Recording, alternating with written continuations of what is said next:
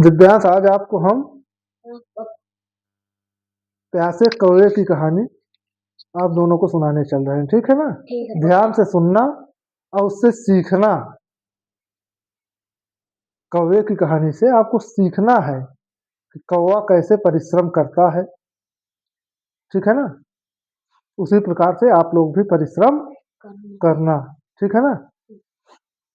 एक कौवा था, वो पेड़ की डाल पर बैठा हुआ था और उसको बहुत जोर से प्यास लगी थी। क्या लगी थी? बहुत जोर से प्यास लगी थी।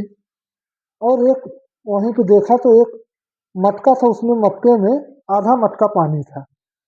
तो गया पानी पीने के लिए, तो वो पानी में जब चोंच मार रहा है तो उसका चोंच पहुंच ही नहीं पा रहा है। तो काफी देर प्रयास करने के बाद वो एकदम थक गया, हार गया, हार मानने लगा कि पानी तो मिलेगा नहीं, लेकिन था प्यासा, अब करे तो क्या करे। तो उसने एक तरकीब सोची। क्या तरकीब सोचा? वो उड़ते उड़ते पास में गया कुछ दूर पर, वहां से एक कंकड़ लाया, एक कंकड़ डाला, उसमें गया, फिर चोंच मारा तो पानी, चोंच नहीं पहुंचा, फिर गया दूसरा कंकड़ लाया, फिर चोंच लगाया, नहीं गया, तीसरा लाया, चौथा लाया, पांचवा लाया, इसी प्रकार से कंकड़ डालता गया। जब कंकड़ वो धीरे धीरे डालता गया, ठीक है, कंकड़ को मटके में डालता गया, तो धीरे धीरे धीरे धीरे धीरे धीरे पानी ऊपर आता गया, ऊपर आता गया। ऐसे काफी देर परिश्रम करने पर, लगातार वो परिश्रम करता रहा। तो जब काफी देर उसका परिश्रम हो गया, ठीक है, तो परिश्रम के बाद जब वो हुआ तो पानी एकदम ऊपर आ गया। और जब पानी ऊपर आ गया तो वो चोंच मारा तो उसकी चोंच में पानी पहुंचने लगा। फिर इसी तरह से उसने अपना धीरे धीरे प्यास बुझाया। क्या किया? प्यास बुझाया। तो कौवे की प्यास बुझ गई। कैसे बुझी? क्योंकि उसने निरंतर प्रयास किया। क्या किया? निरंतर प्रयास किया, लगातार वो परिश्रम करता गया, उसने हार नहीं मानी। वो गया कंकड़ ला के डालता गया, डालता गया, डालता गया, तो उससे धीरे धीरे क्या हुआ, पानी ऊपर आता गया, और जब ऊपर आया तो उसकी प्यास बुझ गई। तो इस कहानी से हमें यह सीख मिलती है कि विद्यार्थियों को लगातार धीरे धीरे, अगर आपको नहीं आ रहा है कोई चीज, तो हार नहीं माननी चाहिए। क्या नहीं माननी चाहिए? हार नहीं माननी चाहिए। जैसे आप लोग पुस्तक पढ़ते हो, कोई चीज नहीं आती है पढ़ना, तो उसको पूछिए, बार बार टीचर से पूछिए, अपने मम्मी पापा से पूछिए, उसको समझने का प्रयास करिए। कोई सवाल नहीं आ रही है, कोई टॉपिक पढ़ना नहीं आ रहा है, कोई लेसन नहीं आ रहा है, तो उसको पूछिए।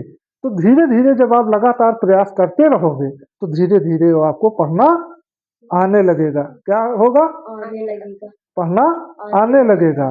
तो लगातार जब प्रयास करते रहोगे तो आपको पढ़ना आने लगेगा, और जब पढ़ना आने लगेगा तो धीरे धीरे आप अपनी कक्षा में तेज हो जाओगे, और जब तेज हो जाओगे तो आपको खूब आने लगेगा, और जब खूब आने लगेगा तो आपकी कक्षा के जो विद्यार्थी होंगे वो आपका क्या करेंगे?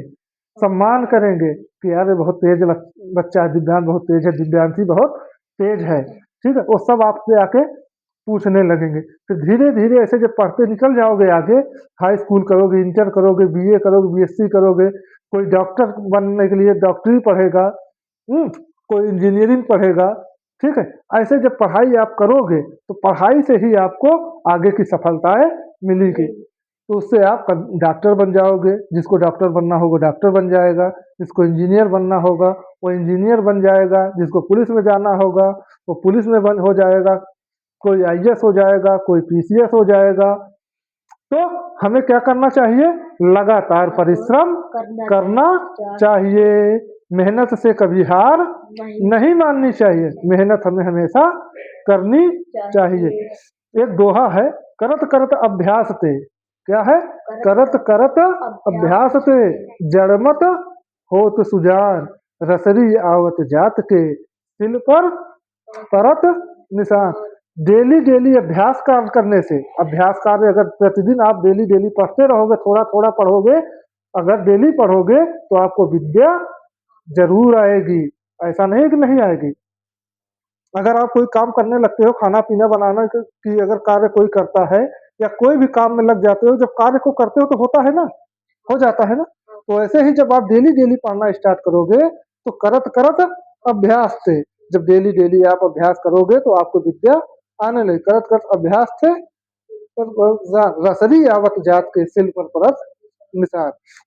अभ्यास करने से विद्या आती। जिस प्रकार कुएं में, कुआं देखो पास में है ना अपने कुआं, कुएं में देखो कभी आपको पानी इस समय कोई नहीं भर रहा है, सुशील विश्वकर्मा के यहाँ जाओगे ना तो वहाँ देखोगे तो वहाँ कुआं है।